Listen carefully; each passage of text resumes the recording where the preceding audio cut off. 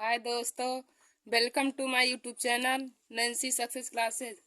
आज हम सभी लोग क्लास 10 के सब्जेक्ट केमिस्ट्री में कुछ महत्वपूर्ण रासायनिक अभिक्रिया के बारे में पढ़ेंगे और रासायनिक अभिक्रिया के प्रकार भी पढ़ेंगे जो बार बार ही बोर्ड एग्जाम की परीक्षा में पूछे जाते हैं।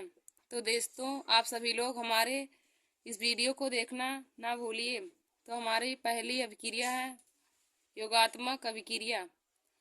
तो हम इसमें लिखेंगे, जब दो या दो से अधिक पदार्थ आपस में अभिक्रिया करके केवल एक ही यौगिक बनाते हैं तो उसे योगात्मक अभिक्रिया कहते हैं। यानी कि दोस्तों देखिए, जब दो या दो से अधिक पदार्थ आपस में मिलकर के केवल एक ही यौगिक बनाते हैं तो उसे हम लोग योगात्मक अभिक्रिया कहते हैं। देखिए, जैसे में हम लोग लिखेंगे 2H2 प्लस O2, तो यहाँ पे बन गया 2H2O। देखिए दोस्तों, हाइड्रोजन और ऑक्सीजन गैस आपस में मिल करके जल का निर्माण कर रहे हैं। ये देखिए दोस्तों, अभिकारक की तरफ दो पदार्थ हैं और ये मिल करके एक नए उत्पाद का निर्माण कर रहे हैं, तो हम लोग इसे योगात्मक अभिक्रिया कह सकते हैं। अब देखिए दोस्तों, हमारा दूसरा हेडिंग है प्रतिस्थापन अभिक्रिया। तो इसमें हम लोग लिखेंगे, इस अभिक्रिया में भाग लेने वाले किसी यौगिक के अणु के किसी परमाणु या समूह के स्थान पर कोई दूसरा परमाणु या समूह आ जाता है तो उसे प्रतिस्थापन अभिक्रिया कहते हैं।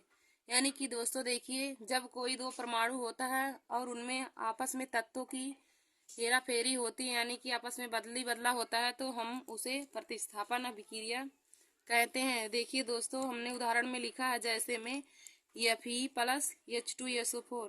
तो देखिए दोस्तों, यहाँ पे H2SO4 में से SO4 Fe के साथ क्रिया करके FeSO4 बना रहा है, यानी कि फेरस सल्फेट, और हाइड्रोजन गैस निकल रही है। आयरन और आयरन की क्रिया जब हम लोग सल्फ्यूरिक अम्ल के साथ कराएंगे तो आयरन सल्फ्यूरिक अम्ल में से SO4 के साथ क्रिया करके फेरस सल्फेट बना लेता है और हाइड्रोजन गैस को बाहर निकाल देता है। तो इसमें देखिए तत्वों की आपस में अदला बदली हुई है, तो हम लोग इसमें कह सकते हैं कि यह अभिक्रिया प्रतिस्थापन अभिक्रिया है।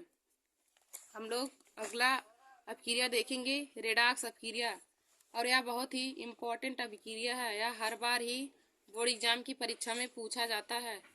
तो इसमें लिखेंगे दोस्तों, वे अभिक्रिया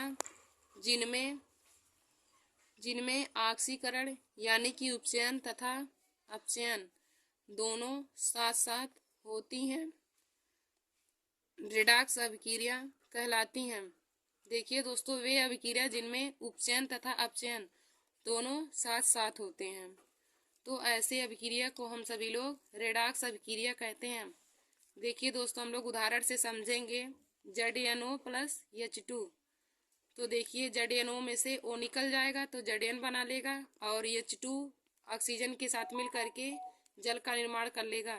देखिए दोस्तों, यहाँ पे ZnO में से Zn बचा है, तो इसमें ऑक्सीजन का निकासन हुआ है, निकासन यानी कि अपचयन हुआ है, और H2O के साथ O का योग हुआ है, यानी कि H2 के साथ ऑक्सीजन का योग हुआ है, तो यह ऑक्सीकरण अभिक्रिया है और ऊपर अपचयन हुआ है। तो देखिए दोस्तों, इसमें अपचयन और उपचयन दोनों हुआ है, तो हम ऐसी अभिक्रिया को या ऐसी अभिक्रिया के उदाहरण को हम लोग रेडॉक्स अभिक्रिया कह सकते हैं। अब हम लोग आगे देखेंगे दोस्तों। अब दोस्तों हम लोग आगे देखेंगे चौथा महत्वपूर्ण अभिक्रिया वियोजन अभिक्रिया। तो हम लोग इसमें इसमें लिखेंगे, वे अभिक्रिया जिसमें कोई पदार्थ दो या दो से अधिक पदार्थों में विभक्त हो जाता है तो ऐसे अभिक्रिया को हम लोग वियोजन अभिक्रिया कहते हैं। जिनमें दो या दो से अधिक पदार्थ जिसमें कोई पदार्थ दो या दो से अधिक पदार्थों में विभक्त हो जाता है। कोई एक पदार्थ रहता है और वह दो पदार्थों में टूट जाता है, तो इसे अभिक्रिया को हम लोग वियोजन अभिक्रिया कहते हैं। और यह वियोजन अभिक्रिया योगात्मक अभिक्रिया के विपरीत होगी। तो देखिए दोस्तों, हम लोग यहाँ पे उदाहरण लिए हैं CaCO3। इसको जब गर्म करेंगे, एक गर्म का चिन्ह है, तो देखिए दोस्तों यहाँ पे CaO प्राप्त होगा प्लस CO2। जब कैल्शियम कार्बोनेट को हम लोग गर्म करते हैं तो कैल्शियम ऑक्साइड प्राप्त होता है तथा ऑक्सीजन गैस नहीं कार्बन डाइऑक्साइड गैस निकलती है। तो देखिए दोस्तों यहाँ पे एक पदार्थ था और वह दो पदार्थों में टूट गया है, तो हम लोग कह सकते हैं कि यह वियोजन अभिक्रिया है। अब हम लोग आगे देखेंगे पांचवा संयोजन अभिक्रिया। यह अभिक्रिया वियोजन अभिक्रिया के विपरीत होती है।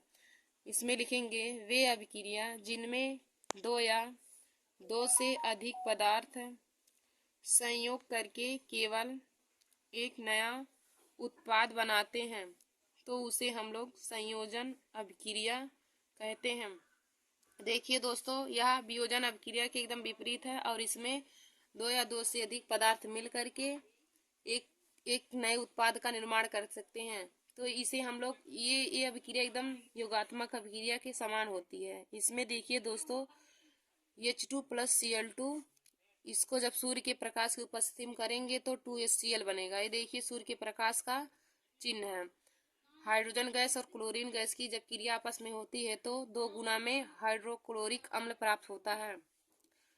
इसमें दो पदार्थ आपस में मिलकर एक नए उत्पाद का निर्माण किए हैं, तो इसको हम कह सकते हैं कि यह संयोजन अभिक्रिया का उदाहरण है। आगे हम लोग दोस्तों देखेंगे छठवां ऊष्माक्षेपी अभिक्रिया। तो इसमें लिखेंगे वे अभिक्रिया जिनमें ऊष्मा मुक्त होती है उसे हम लोग ऊष्माक्षेपी अभिक्रिया कहते हैं। ऐसी अभिक्रिया जिसमें ऊष्मा मुक्त होती है उसे ऊष्माक्षेपी अभिक्रिया कहते हैं। उदाहरण में जैसे है C+O2, तो यह CO2 बनाएगा प्लस 94.3 किलो कैलोरी ऊर्जा मुक्त होगी।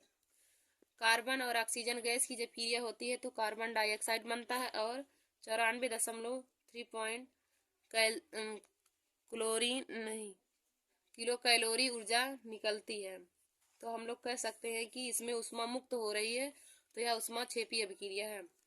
आगे देखेंगे हम लोग आज के 7वें यानी कि लास्ट मोस्ट इम्पॉर्टेंट अभिक्रिया को, ऊष्मा शोषी अभिक्रिया। तो हम लोग इसमें लिखेंगे वे अभिक्रिया जिसमें ऊष्मा अवशोषित होती है ऊष्मा शोषी अभिक्रिया कहलाती है। देखिए दोस्तों ऊष्माक्षेपी में ऊष्मा मुक्त होती है और ऊष्मा शोषी अभिक्रिया में ऊष्मा अवशोषित होती है। ये दोनों अभिक्रिया एक दूसरे के विपरीत होते हैं। तो इसमें उदाहरण है N2 plus O2।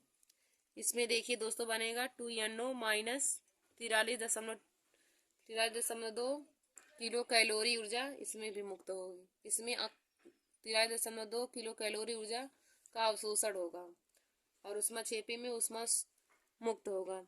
Thank you दोस्तों। ऐसे ही हमारे वीडियो को देखने के लिए आप हमारे YouTube channel Nancy success classes को सब्सक्राइब कर लीजिए और लाइक और शेयर करना ना भूलिए। धन्यवाद दोस्तों।